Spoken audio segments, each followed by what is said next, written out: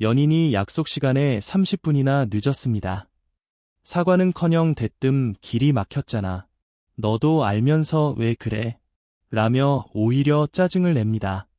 순간 당황스럽지만 이내 내가 너무 예민한 건가? 하고 스스로를 의심하게 되죠. 며칠 뒤 그 사람은 더욱 황당한 말을 합니다. 나 그때 화낸 적 없는데? 내가 오해한 거 아니야? 당신은 극심한 혼란에 빠집니다. 내 기억이 잘못된 걸까? 비슷한 경험 또 있지 않으신가요? 직장 동료가 회의에서 당신의 아이디어를 마치 자기 것인 양 발표합니다. 따져 물으니 그저 웃으며 말하죠. 내가 먼저 말했다고? 그런 적 없는데. 너 요즘 스트레스 받아서 예민한가 봐. 주변 사람들은 어리둥절한 표정으로 고개를 갸우뚱합니다. 결국 당신만이 이상한 사람이 된 듯한 기분을 느끼죠. 이런 일들 한두 번쯤 겪어보셨을 겁니다. 그리고 놀랍게도 당신 주변엔 늘 이런 유형의 사람들이 존재하는 듯합니다. 당신의 현실 인식을 뒤틀고 에너지를 고갈시키며 관계를 끊으려 하면 오히려 더 강하게 붙잡는 사람들. 도대체 이런 일이 반복되는 걸까요? 단순히 운이 없어서일까요? 아닙니다. 이 현상의 진정한 답은 그들의 머릿속에 있습니다. 그들의 뇌는 우리와는 애초에 설계도부터가 다르기 때문입니다. 과연 어떤 뇌 구조를 가지고 있기에 이토록 태연하게 타인의 삶을 파괴할 수 있는지 지금부터 그 깊은 속을 파헤쳐 보겠습니다. 오늘 이 영상 하나로 당신이 왜 그들의 표적이 되었는지, 그들이 어떤 방식으로 당신을 사냥하는지, 그리고 내일부터 당장 이 끔찍한 관계에서 벗어날 방법을 명확하게 알려드릴게요. 끝까지 시청하시면 당신을 괴롭히던 그 관계가 완전히 새로운 시각으로 보일 겁니다. 지금 바로 시작합니다. 당신 앞에서 거짓말을 하는 사람을 떠올려 보세요. 보통은 시선을 피하거나 목소리가 떨리거나 식은땀을 흘리는 등 불안한 모습을 보입니다. 그런데 어떤 사람들은 정반대입니다. 거짓말을 할수록 더욱 침착해지고 심지어 당신에게 해를 가할수록 오히려 심박수가 낮아지는 상식적으로 이해하기 어려운 사람들이 있습니다. 이게 말이 안 된다고요? 뇌과학 연구 결과는 이들이 실존함을 증명합니다. 사이코패스의 편도체는 일반인보다 평균 18%가량 작고 전전두엽 활동 또한 현저히 낮다는 사실이 밝혀졌기 때문입니다. 편도체는 공포, 죄책감, 그리고 공감과 같은 감정을 느끼는 뇌 부위인데 이것이 작다는 것은 양심이라는 브레이크 자체가 아예 없다는 의미입니다. 당신이 고통에 울부짖는 모습을 봐도 그들의 뇌는 아무런 경보를 울리지 않습니다. 오히려 그들의 뇌는 보상 회로를 활성화시키며 쾌감을 느낍니다. 당신의 고통과 좌절이 그들에게는 성공의 신호이자 짜릿한 만족감으로 다가오는 것이죠. 드라마 더 글로리의 박연진을 기억하시나요? 죄책감 한 점 없이 당당했던 그 눈빛. 그것은 강인함이 아니라 타인에 대한 공감 회로가 끊어졌다는 섬뜩한 증거였습니다. 마치 폭풍우가 몰아치는 바다 한가운데서 홀로 잔잔한 진공 유리병처럼 남들이 공포와 두려움을 느낄 때 그들은 상황을 냉정하게 관찰하며 다음 수를 계산합니다. 그렇다면 우리는 이들을 어떻게 알아볼 수 있을까요? 첫 번째 핵심 신호는 바로 과도한 평온함입니다. 위기 상황에서조차 지나치게 침착한 사람, 당신이 분노를 터뜨려도 전혀 동요하지 않는 사람, 심지어 당신의 격앙된 감정을 즐기는 듯한 미소를 짓는 사람을 극도로 조심해야 합니다. 그것은 성숙함이 아니라 감정 회로가 꺼져 있다는 분명한 증거입니다. 그런데 이러한 유형의 사람들은 정확히 어떤 차이로 나뉘는 걸까요? 지금부터 그 미묘하고도 중요한 차이를 명확하게 짚어드리겠습니다. 사이코패스, 소시오패스, 나르시시스트. 이 단어들은 뉴스나 미디어에서 한 번쯤 들어봤을 겁니다. 하지만 이들의 정확한 차이를 아는 사람은 의외로 드뭅니다. 대충 다 나쁜 사람 아니야? 라고 생각하기 쉽지만 전혀 그렇지 않습니다. 이들은 당신을 대하는 방식이 완전히 다르며 따라서 당신이 이 관계에서 벗어나는 방법 또한 달라야 합니다. 사이코패스는 말 그대로 태어날 때부터 공감 회로가 결핍된 사람입니다. 전체 인구의 약 1%가 여기에 해당한다고 알려져 있는데 당신이 환하게 웃는 모습을 보아도 그들의 뇌는 아무런 감정적 반응을 느끼지 못합니다. 슬픔도, 죄책감도, 불편함도 전혀 없는 상태죠. 그렇기에 철저하게 계획적으로 당신을 이용하고 조종할 수 있는 것입니다. 마치 체스판의 말을 움직이듯이 말이죠. 희대의 연쇄 살인범 테드 번디를 떠올려 보세요. 그는 법정에서도 매력적인 미소를 지으며 자신의 끔찍한 범죄를 완강히 부인했습니다. 이들은 감정이 아닌 오직 냉철한 전략으로 움직이는 사람들입니다. 소시오패스는 환경이 만들어낸 사람입니다. 이들은 태어날 때부터가 아니라 어린 시절 학대나 방임 같은 심각한 역경을 겪으며 세상을 불신하게 된 경우가 많습니다. 최근 연구에 따르면 이러한 트라우마를 겪은 아이들이 성인이 되어 반사회적 성향을 보일 확률이 일반인보다 3배 높다고 합니다. 사이코패스처럼 완전히 냉정하진 않지만 충동적이고 감정 기복이 심하며 극도로 예측 불가능한 행동을 합니다. 어제 당신을 다정하게 안아주던 사람이 오늘은 왜 갑자기 극도로 분노하는지 이해할 수 없을 겁니다. 그 사람 스스로도 자신의 충동적인 감정을 통제하지 못하기 때문입니다. 나르시시스트는 오직 자기 자신밖에 모르는 사람입니다. 흥미로운 사실은 최근 연구에서 전체 인구의 무려 10%가 나르시시스트 성향을 보인다는 결과가 나왔다는 점입니다. 즉, 10명 중 1명꼴로 나르시시스트 성향을 가진 사람이 존재한다는 뜻이죠. 이들에게 당신은 존중받아야 할 한 사람의 인격체가 아닙니다. 오직 자신의 부족한 자존감을 채워주는 도구에 불과합니다. 당신이 칭찬하면 기분 좋아하고 칭찬하지 않거나 비판하면 격렬하게 화를 냅니다. 당신의 감정이나 생각은 중요하지 않습니다. 오직 당신이 자기를 어떻게 비춰주고 떠받들어 주느냐만이 중요할 뿐입니다. 여기서 한 가지 중요한 점을 기억하세요. 이 세 유형의 특성이 한 사람에게 동시에 나타나는 경우도 있다는 겁니다. 심리학에서는 이를 다크 트라이어드, 다억 트라이에드라고 부르는데 당신의 회사, 당신의 동네, 심지어 당신의 가족 안에도 이런 특성을 가진 사람이 있을 확률이 높습니다. 그런데 말이죠. 이들에게는 한 가지 더 무서운 능력이 있습니다. 바로 공감입니다. 아니, 방금 공감 능력이 없다고 하지 않았나? 라고 생각하셨을 텐데 여기서 큰 반전이 있습니다. 그들도 공감을 합니다. 다만 공감의 종류가 다릅니다. 심리학에서는 공감을 크게 두 가지로 나눕니다. 바로 정서적 공감과 인지적 공감입니다. 잠깐, 당신은 어느 쪽에 더 가깝나요? 친구가 울 때 당신의 가슴도 먹먹해지며 아픔을 느끼나요? 아니면 저 사람은 지금 왜 우는 걸까? 상황 파악을 해야겠군 하고 생각하나요? 정서적 공감은 상대방의 감정을 내 감정처럼 진짜로 느끼는 능력입니다. 친구가 슬픔에 잠기면 내 가슴도 함께 먹먹해지고 누군가 기뻐하면 나도 덩달아 웃음이 나오는 것이죠. 반면 인지적 공감은 상대방의 감정을 머리로 이해하고 분석하는 능력입니다. 직접 느끼지는 않지만 상대가 어떤 감정 상태인지 그리고 그 감정이 어떤 의미인지 논리적으로 파악하는 것입니다. 문제는 사이코패스나 소시오패스는 인지적 공감만을 가지고 있다는 점입니다. 마치 마음은 없지만 사람의 감정 패턴을 완벽하게 학습하여 그에 맞는 리액션만 기가 막히게 출력하는 고성능 챗봇과 같다고 생각하면 이해하기 쉽습니다. 그들은 당신의 슬픔을 느끼는 것이 아니라 이 상황에서는 이런 표정과 말을 해야 상대를 효과적으로 속일 수 있겠군이라고 마치 컴퓨터 코딩을 하듯 계산합니다. 실제로 한 연구에서는 충격적인 사실이 밝혀졌습니다. 사이코패스는 타인의 감정을 인식하는 능력이 오히려 평균 이상이라는 겁니다. 당신의 얼굴 표정만 봐도 지금 화가 난 건지, 슬픈 건지, 두려워하는 건지 정확히 파악합니다.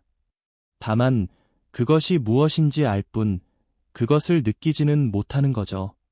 그렇기에 이들은 당신의 가장 취약한 부분을 정확히 꿰뚫어 공격할 수 있는 겁니다.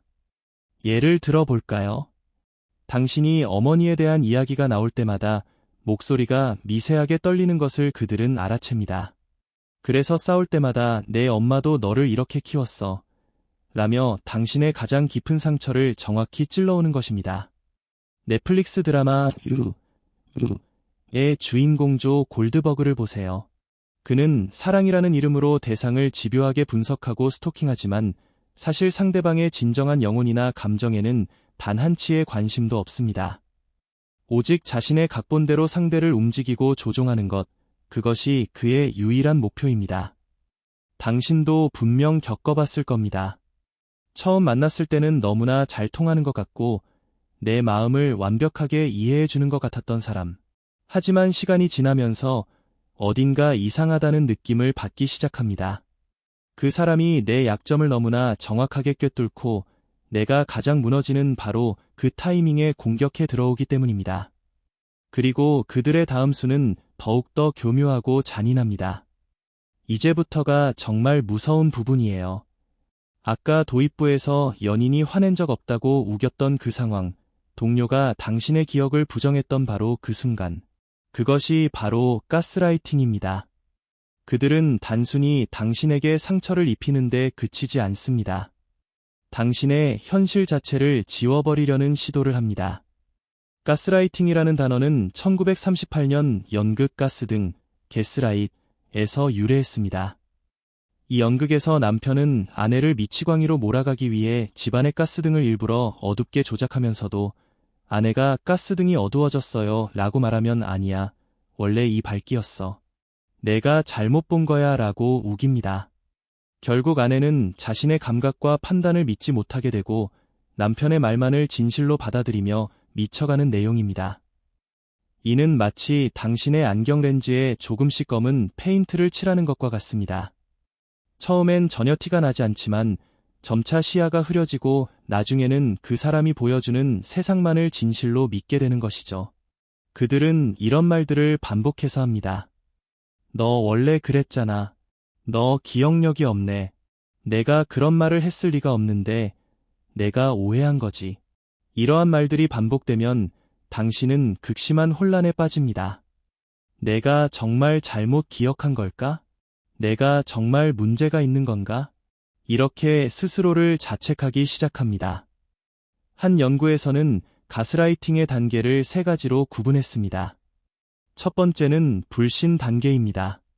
뭔가 이상하지만 아직은 확신하지 못하고 의구심을 품는 단계죠.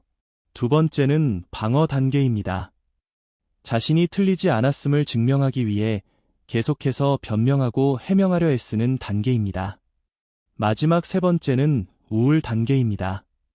결국 자신을 믿지 못하고 상대방의 말만을 진실로 받아들이며 자존감이 완전히 무너지는 단계입니다.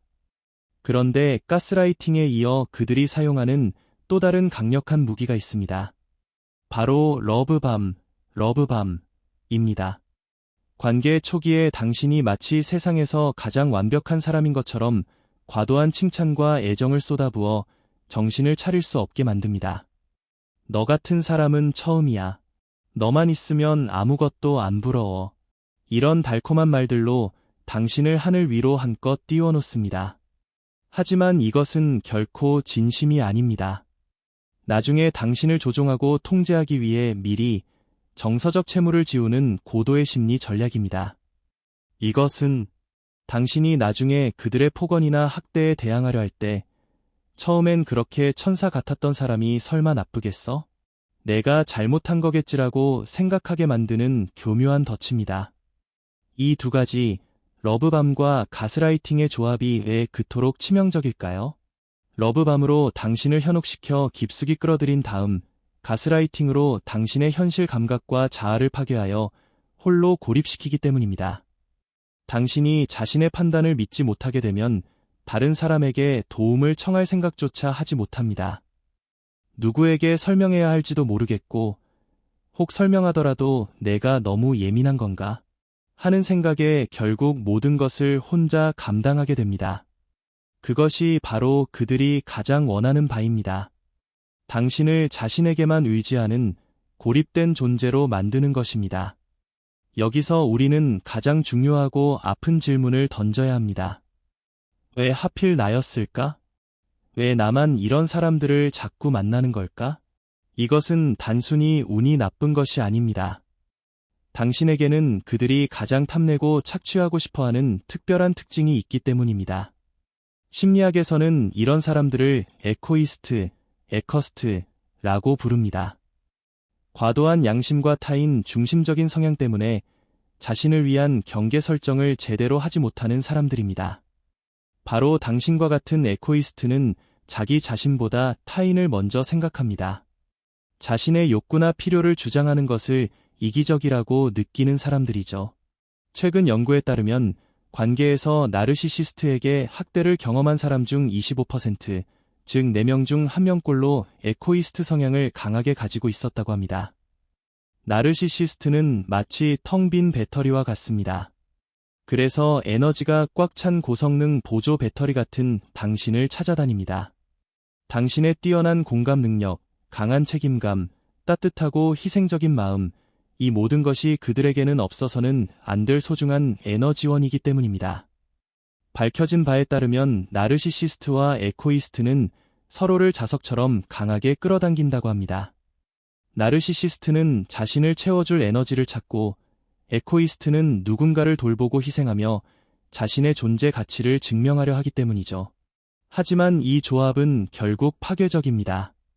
에코이스트는 점점 더 고갈되어 사라지고 나르시시스트는 점점 더 많은 것을 요구하며 상대를 착취합니다. 하지만 왜 에코이스트들은 가스라이팅에 유독 취약한 걸까요? 그 핵심에는 바로 러브밤이라는 강력한 유인책이 있습니다. 에코이스트는 평소 자신을 과소평가하며 낮은 자존감을 가지고 살아갑니다.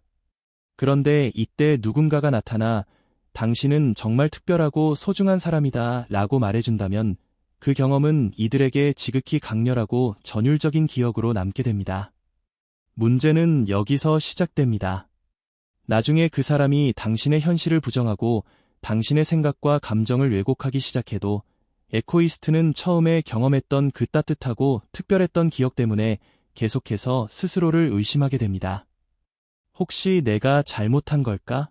내가 너무 예민하게 구는 건가? 설마 그 사람이 나에게 그럴 리 없어라며 끝없이 혼란에 빠지는 것이죠. 하지만 여기서 당신이 반드시 알아야 할 진실이 있습니다. 당신이 그들의 타겟이 된 이유는 결코 당신이 약해서가 아닙니다. 오히려 정반대입니다. 나르시시스트가 가질 수 없는 것, 즉 진정한 공감 능력과 따뜻한 마음, 그리고 강한 책임감을 당신이 지녔기 때문에 그들의 선택을 받은 것입니다. 나르시시스트는 자신이 가지지 못한 것을 가진 사람을 질투하고 결국 그것을 송두리째 강탈하려 드는 존재들입니다. 그렇다면 우리는 평생 이렇게 착취당하며 살아야 하는 걸까요? 단연코 아닙니다. 이제부터 당신이 스스로를 지키고 이 관계에서 벗어날 수 있는 구체적인 방법들을 알려드리겠습니다. 첫 번째 전략은 바로 그레이락 기법입니다. 말 그대로 회색 돌처럼 아무런 반응도 없는 존재가 되는 것입니다. 나르시시스트는 당신의 감정적인 반응을 먹고 사는 존재이기 때문입니다. 당신이 화를 내거나 슬퍼하거나 변명하거나 자신을 해명하려는 그 모든 반응이 그들에게는 귀중한 먹이가 됩니다. 그러므로 가장 효과적인 대응법은 바로 무반응입니다. 그레이록 기법이 왜 강력하냐면 나르시시스트는 모든 인간관계를 서열로 인식하는 경향이 매우 강하기 때문입니다. 그들은 자신보다 위에 있다고 판단하는 사람에게는 비굴할 정도로 아첨하고 아래에 있다고 여기는 사람에게는 폭군처럼 군림합니다. 그런데 당신이 아무런 반응을 보이지 않으면 그들은 내가 무시당하고 있구나 라는 극심한 불안감에 휩싸입니다. 마치 자신의 성이 무너질까 두려워 주변에 압정을 깔아두는 것 많은 사람과도 같습니다. 드라마 스카이캐슬의 김주영 선생을 기억하시나요?